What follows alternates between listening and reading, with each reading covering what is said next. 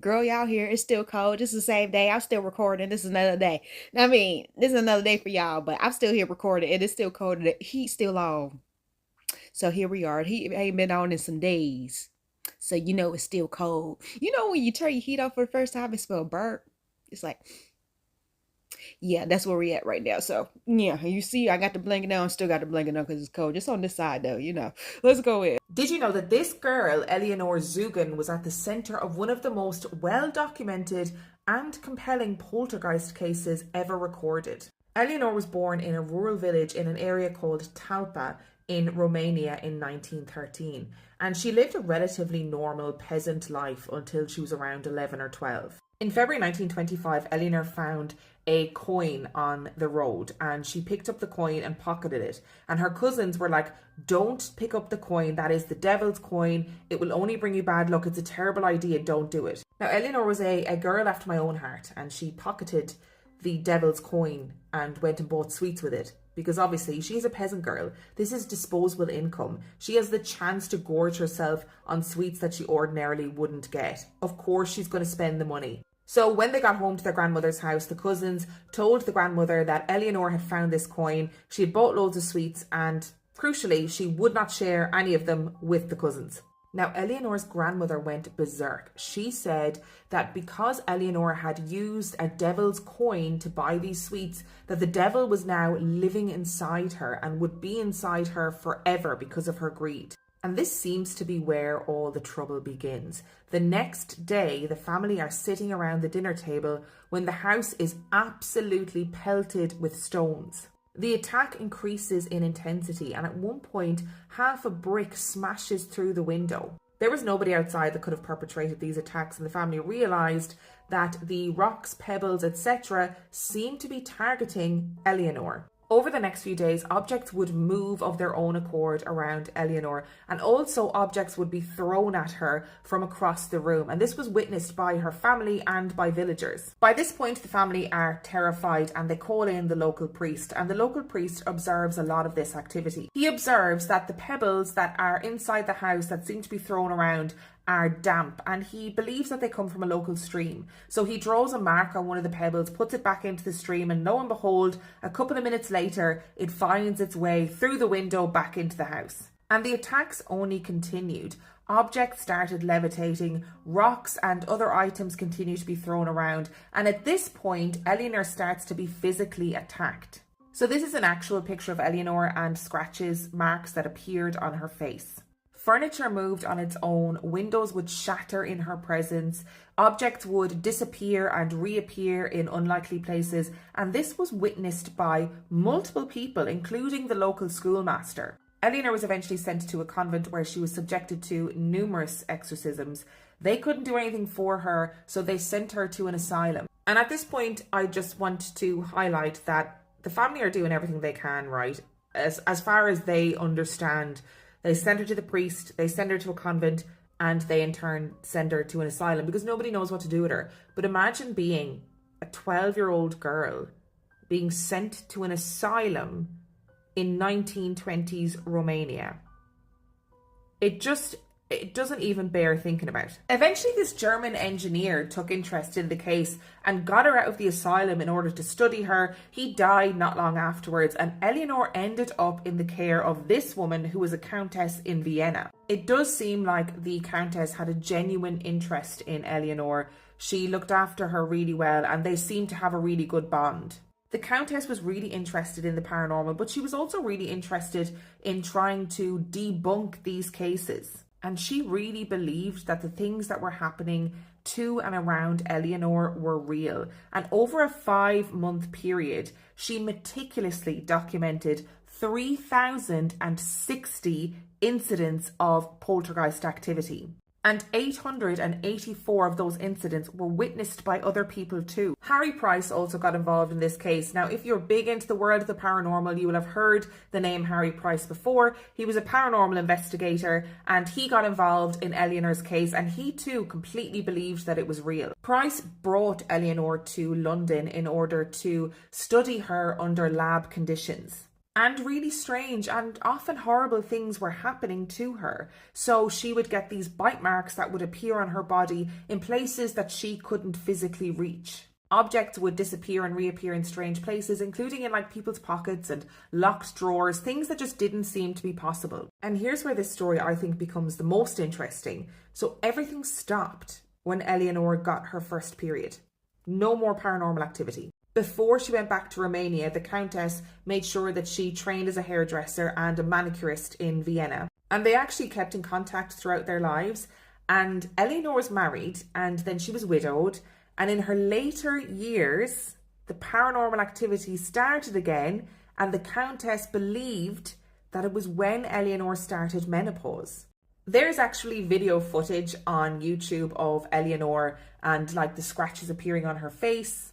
And if you want to hear the ins and outs of this story, because it is very involved, you can listen to episode 248 of my podcast, Real Life Ghost Stories. It was released on September the 22nd, 2024, and it's just entitled Eleonor Zugun. And there's a lot to unpack with this story. Like, there are people who obviously believe that it was a hoax. There are people who believe that it was, you know, some sort of poltergeist activity. And Harry Price himself speculated that Eleanor's absolute fear of the devil and belief that the devil was inside her after she had eaten those sweets with that coin that she had found led to her creating this poltergeist activity through like psychokinesis. Anyway, it's a crazy story. Go and listen to it.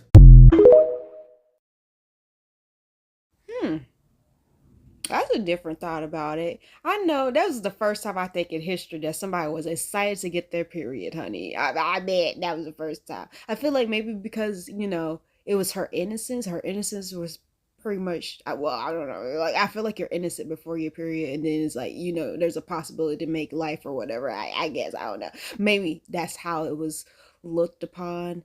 But honey, if that happened because she picked up a coin, I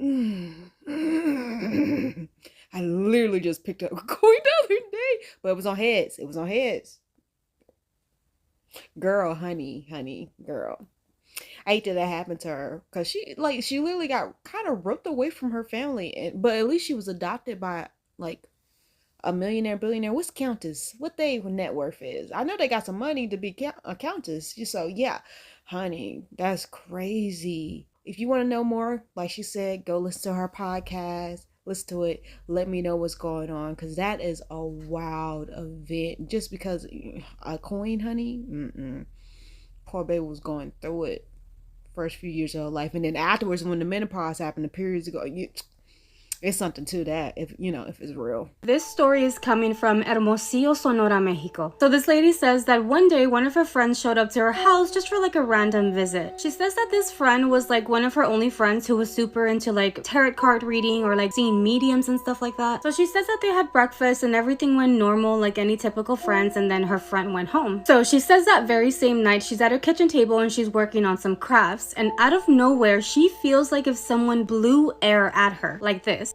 My breath smells good, bitch. Don't even fucking try it. She says that when she felt that weird sensation, something told her to look to the side, and she saw like a really dark shadow, almost like going up the stairs in her home. Now, for some reason, she says that she didn't really give it that much importance and she went about her night. What? She says a few days pass and she is starting to feel very depressed, like very negative. And she says that she would sell pants, so she would go to like a tailor who would cut the pants and fix them for her. So this is a tailor that she uses all the time, so obviously they're very familiar with each other. And while the tailor was working on the pants that she brought, the person asked her if she was okay, and she was caught off guard because she's like, what do you mean? And that the tailor tells her, well, your eyes look so different. So she felt comfortable telling the tailor what happened, where like friend came over and then that night like I saw a shadow and I've been feeling very depressed. So the tailor listens to everything she has to say and tells her, hey look, every Thursday I go to this Catholic church and we pray over like people who are sick and things like that. Why don't you come and join us that day? She admits that she hesitated on going because she wasn't a believer in like God God or religion. However, she did end up going because she was like, what do I have to lose? Thursday comes and she goes to the church, and she says that the priest actually introduced himself to her and asked if she was coming there for a reason, and she was like, no, I'm not coming for a specific reason, I just wanted to join today. She says that the priest was really nice and asked her to go ahead and take a seat, and they were just waiting for more people to show up. So she says that she went to go sit down, and after a while she noticed that the priest sat next to her and that he turns to her and says, I think you're here for a reason, right? And then she's like, no, I'm not here for like any specific reason, I just wanted to join. She's like, everything's good, I'm good. And he's like, then why is your soul afraid? She says that the second he says that to her, she stayed in shock, and that the priest went on and said, your eyes tell me everything. Instead of like responding to him, she said that for some reason she started crying hysterically, and once she calmed down a little bit, she explained her situation to the priest, and he held onto her hand and says, you know what, don't even worry, we're gonna start praying in a little bit and we're gonna help you. So she says everybody got there and the priest started talking, and then they asked for her to come to the front. And when she got to the front, the priest asked if anybody would like to come forward and pray for her, and a lot of people did come. The people who volunteered to pray for her started putting their hands on like random spots on her body, and that they all started praying for her. But the second these people started praying over her, she almost felt like she couldn't breathe, like something really heavy on her chest. When she started feeling this way, the priest came close to her and tells her, you have it on your back, like you are carrying something on you. He says that he believes that her friend, because bitch, that is not a friend,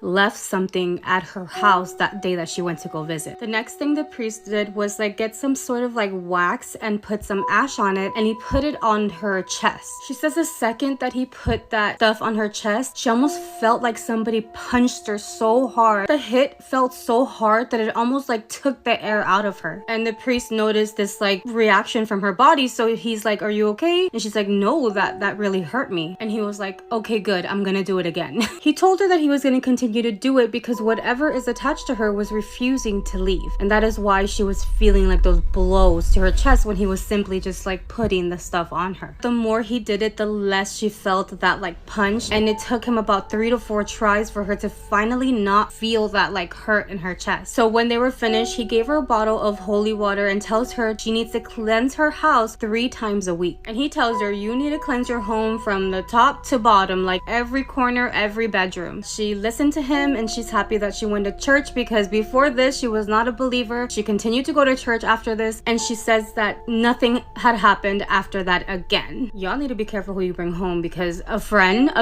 did this to her. With friends like these, who needs enemies? But anyway, what do you guys think? I think that's F up. I really think that's F up. Like, what? See, this is why I don't have friends. There's more reasons. There's more reasons. But honey, you have to be careful who you let in your space. Your home is your safe haven. So you need to vet people for real before you invite them over. Like, some of now I'm thinking about it, I was like, shoot, I should have vet some people that I consider my friends were not friends now, you know, and I let them over my house, and you know, a few females. You know, so please be careful, because that was, wow, I'm glad she went to church. Girl, that just adds on to the people you need in your life. Like they say, you need a lawyer friend, a doctor friend, a therapist. Get you a friend that's a priest, a reverend, a minister, you know, who's well connected, honey, well connected to the kingdom, honey. Like, girl, vet your friends and get you some friends, the essential friends that, you know, got your best interests in mind, honey, because wow. At the end of this video, you will hear some genuine paranormal phenomena. I just want to point out, look, I'm completely on my own in here. Hello? There's no one here. But I'll tell you, you'll hear something, and then on cue, you'll hear it on the video. No wonder this place is haunted. Built in the 16th century, at the point of the Industrial Revolution. It has a dark and dangerous past, and many of it still lingers here. So let's go in and see the ghosts of Armley Mills. Just remember, this is a place where children worked. It's where conditions were so bad that it sparked the rise of human rights after complaints of children getting tangled in the machinery. Imagine the trauma of going to school for some kids, but in these days, they needed the smallest of people to go under the machines, and that was sometimes kids as young as 5 years old. going under to pick up cotton from underneath. Many of them got mangled and stuck in the machine and died or had limbs torn off. There's no wonder that it still lingers to this day. Meet some of the characters that are still said to be here. Here, you can see a Victorian woman, her hands clasping to her chest, desperately searching around.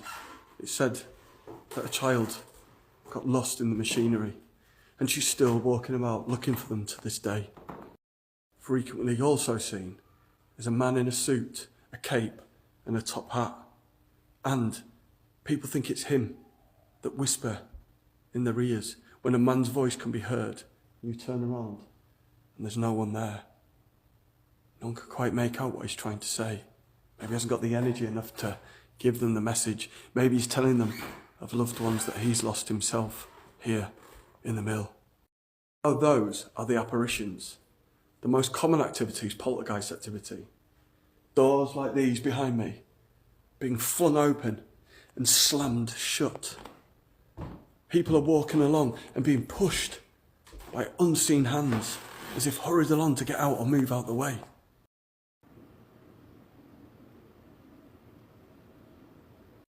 It's not uncommon to stand here and have these bobbins being thrown around and thrown at you. But saddest of all is when it's children, isn't it? And it's not uncommon to feel someone tugging down at your clothes and your trousers there, like a small child's trying to get your attention. Maybe it's trying to find its way to the other side.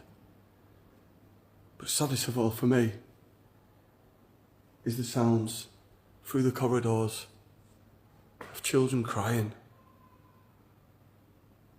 And on cue, I don't know if you heard that. That was amazing.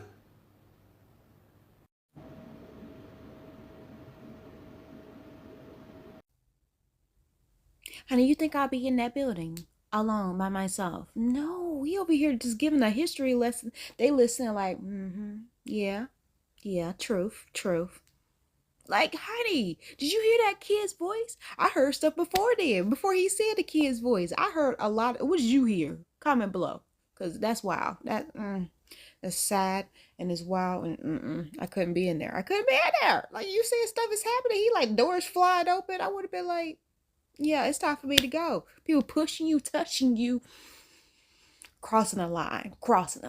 We need to get out. Well, hello, TikTok. I know that y'all ask me a lot about my own personal experiences. Have I ever had any? And sometimes I do share those with y'all on my lives. But today, I want to share with y'all some stuff that has happened in my very own home. Little background on the house. Now, there's been some unalivings outside, and there's been some passing aways in the house. Actually, even in this bedroom that I'm in. This house was built in the 30s, but it was built on top of a foundation of another home that was here previously. So the history of this land goes on pretty far. And before that, it was Native American land. Now, a Civil War battle was also fought not far from here whatsoever. This was also an old wagon trail where people used to go to church all the time. It's a very active place and still is. Across the street from the house used to sit a store that our family owned. And they would, sell stuff out there. Well, two men got into an argument one day out in the front yard or somewhere out there. And one took out a shanky and unalived the other one. And that's not all that's happened here. We've had a few deaths from the family in the house. And whenever we did have a loved one pass away, our family would have their funeral in the living room. There are even pictures of the funerals that took place in my living room. Somewhere, I gotta find them. But with so much history, it is bound to have something that stays behind, right? I am a skeptic to some extent, and then I am a believer to some extent. There's just things that I know that our imaginations take control over and lead us to believe something that is easily explained. In some of these situations that happen in my home, I can't explain it. The disappearance of the keys. We will leave our keys in two spots, on the table or hanging up somewhere. Our keys go missing all the time. And it's always when you're in the biggest hurry and you got somewhere you got to go and you're all getting mad and you're just flustered because you cannot find the keys. I've got into this habit of asking for my keys back. Hey, can I please have my keys back? I'm really in a hurry. And I'll go somewhere that I searched that is in the wide open on a clear spot on the table or in the kitchen or somewhere they're absolutely not supposed to be. And there they lay. I say thank you and I leave. Lights have a tendency of turning themselves off and on, even when the light switch is behind a china cabinet that does not touch the light switch, and you can't reach your hand back there to move it. I've caught unexplained voices on my Facebook Lives when I'm out in the yard showing off our farm or talking about animals. I got it on film. I will share it with y'all if you want to hear it. Just let me know in the comments. I'll do another video about that. We do have one of the main spirits in our house that is a child. She is roughly 2 years old, and her name is Sissy. Sissy did pass away in the home. She's also known as Cupid. She died from influenza, or it was a virus, or it was pneumonia. I'm not 100% sure, but she had a funeral in my living room. Something major happened one night when I had my kids sleeping in the other bedroom. It's that dark colored room with the brown paneling. You know what I'm talking about? Like every grandma and pawpaw had one. You always had that sporting paneling up. I was like living in high cotton, I guess, back then. Well, one night the kids had fallen asleep and they were just sleeping in that room. And my son wakes up. Now, my son was probably roughly 4 or 5 during this time. And he wakes up screaming and he's running out of the bedroom with his back against the wall. Well, the door. Looking over his shoulder. And he's like freaking out. Like something's got to. I look at him and it's like 2 in the morning because we had been out in the wood shop during COVID making stuff to sell to try to get by. And I'm sitting on the couch just looking dead out. I'm going, what in the world? Is everything okay with you? Are you all right, baby? And he said, no, Mama, I scared. My son had a little bit of a speech impediment at the time. He said, Mama, there was this girl, and she climbed on a bed, Mama, and she shook me. She shook me, Mama, and she woke me up. And I looked at her, and she looked at me and said, you want to play? And then she said, "Wah!" And she went under my bed. She did what now? Yeah, Mama. She went under my bed. Now I have to go check under your bed, right?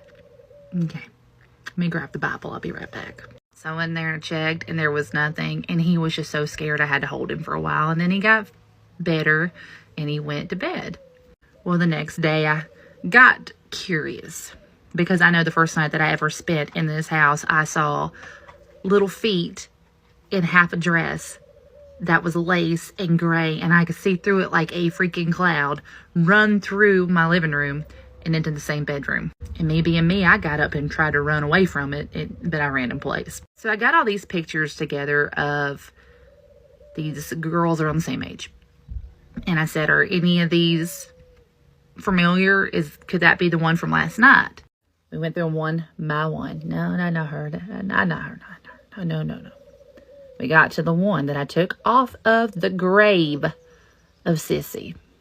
And you know what? It was her. That her, Mama. That the one. That's the one that scared me last night. She went in the room wanting to play. Okay. That just confirmed everything for me. And how can you explain that when this child has never seen a picture of that person before? Have y'all had any more experiences like this? Is it just me? I think it's the house. I think it's the history. I can't explain it whatsoever. Do you got a story like this? And let me know. And if you want to hear more stories about my home, I'd love to tell you, but I want to hear what y'all have to say.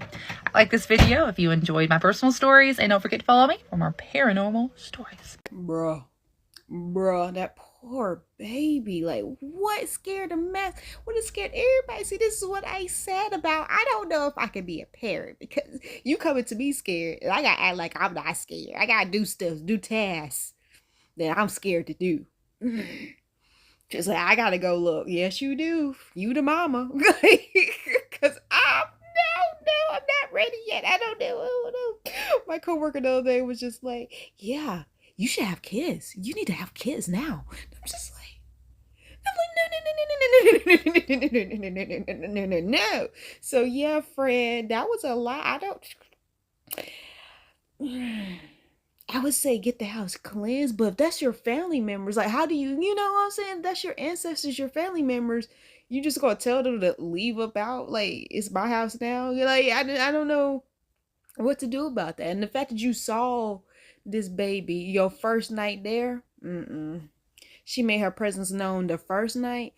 I would have moved. I would have moved up out of there. Because you say, how did it get passed down to you? That's the question. How did it get passed down to you? And you was just like, yeah. Knowing all the history, like, oh yeah, we had funerals here. People died here. Wars. This is Indian land. All of that. And you were just like, yeah, I'm going to stay here. Yeah.